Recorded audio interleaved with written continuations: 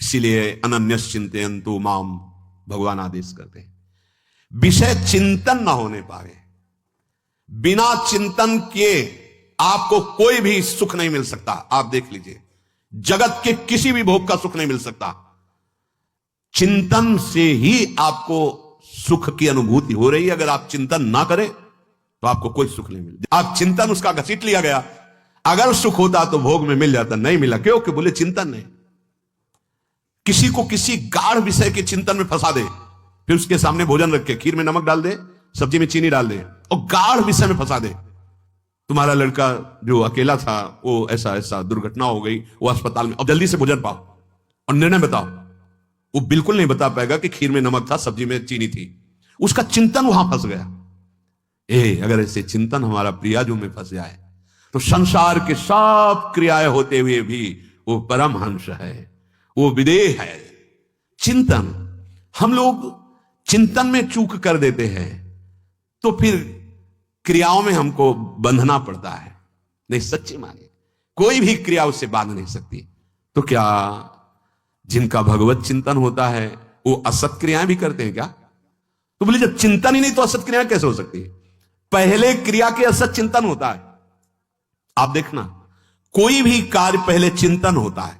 इसीलिए यहां कह रहे हैं ध्यायतो विषयान पुंसा संगस्ते सुपजायते। पहले, सबसे पहले विषय का चिंतन होता है। अगर विषय का चिंतन ना होने पावे तो आपको कोई फंसा ही नहीं सकता। भोग, कोई भी भोग नहीं फंसा सकता। जहां विषयों का चिंतन हुआ तो संग की प्राप्ति, विषय भोग की प्रबल इच्छा, प्रबल आसक्ति, और वो जो चिंतन हुआ तो वही आपको सुख दे रहा है। वही, वहां सुख नहीं है, आपके चिंतन का वहां सुख। जैसा चिंतन, अगर आपका चिंतन विक्षिप्त कर दिया जाए, एकाग्र ना होने पाओ तो किसी में आपको सुख नहीं मिलेगा, पक्का। अगर वही चिंतन सावई मना कृष्ण पदार विंदे हो तो कोई सुख है। गोपी जनों के पति भी हैं, पुत्र भी हैं, पूरे परिवार की सेवा करती हैं और बड़े बड़े परमहंस उनकी चरण रज वंदना करते हैं। क्यों? क्योंकि उनका चिंतन भगवान का हो रहा है। एक भी वृत्ति शरीर चिंतन में नहीं, बलिहारी है। मुरारी पादार्पित चित्त वृत्ति। विषयों के चिंतन से विषयों में आसक्ति पैदा होती है। आसक्ति से विषय कामना की प्रबलता और क्रिया होती है, और क्रिया में बाधा पड़ने से क्रोध पैदा होता है। क्रोध से मूढ़ता छाती है, मूढ़ता से स्मृति भ्रमित हो जाती है, स्मृति भ्रंश से बुद्धिनाश होता है, और बुद्धिनाश ही सर्वनाश है।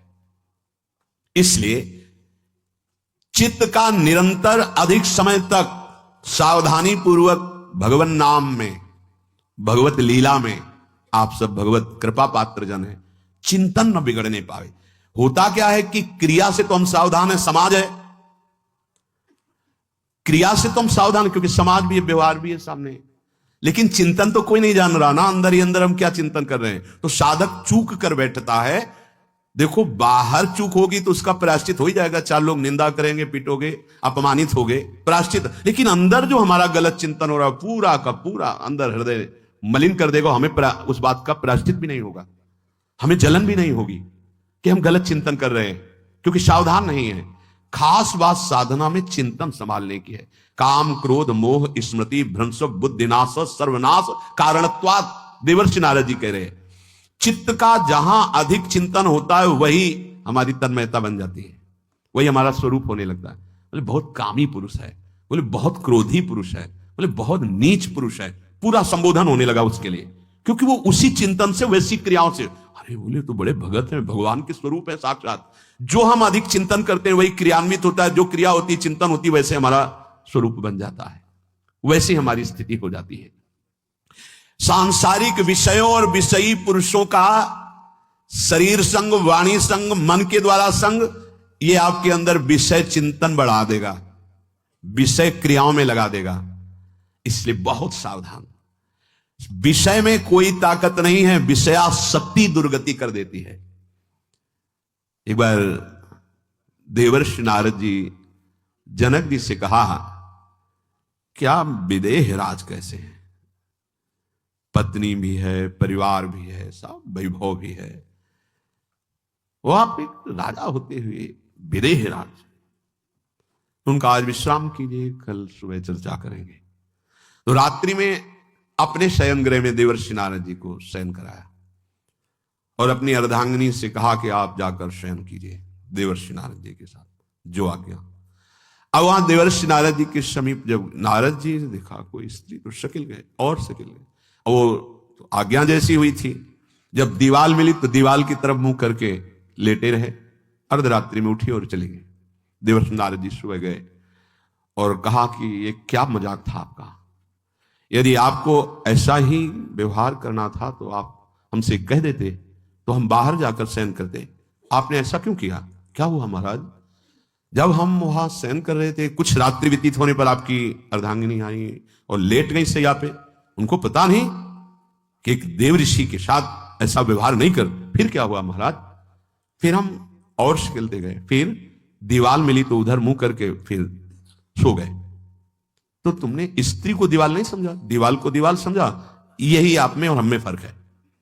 आपके लिए जैसे दीवाल निश्चिंतता का कारण है, ऐसे ही हमारे लिए स्त्री होते हुए भी वो दीवाल की तरह ही है, किंचित मात्र विकार उत्पन्न नहीं कर सकती। यही अंतर है। इसी बात से हमको विदेहराज कहते हैं। ये स्थिति अब कहते स्त्री शरीर और दीवाल में क्या ज्ञान की विशेषता? वो जड़ है, चैतन्य नहीं। ये शरीर भी जड़ है, चैतन्य आत्म तत्व है।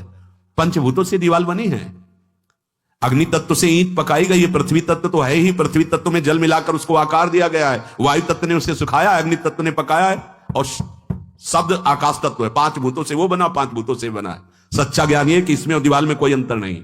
चैतन्य घन आत्म तत्व के कारण ये चलता फिरता नजर आता है, और वो खड़ा स्थायी जड़ दिखाई दे रहा है। इसमें भी भगवान है, उसमें भी भगवान है। इसमें भी पंचभूत है, उसमें भी पंचभूत है। नरसिंह भगवान खंबे से प्रकट हुए थे, बस केवल अज्ञान के कारण जड़ चैतन्य का भेद है। तब समझ में आया। ये जो हमारे अंदर भोगों की आसक्ति है, यही कामना प्रकट करते, यही पाप प्रकट करते, यही हृदय को मलिन कर। इसलिए हम अपने चिंतन को संभालें। चित्त चोर के चरणारविंद का चिंतन करें, निरंतर नाम जप करें, भगवद आश्रित रहें। प्रभु अपने भक्तों की रक्षा करते हैं, जैसे मां अपने बच्चे की। करूं सदा तिनके रखवारी, जिम बालक राखे महतारी। राधा राधा राधा शिष्य जागे। श्री राधा वल्लभ लाल।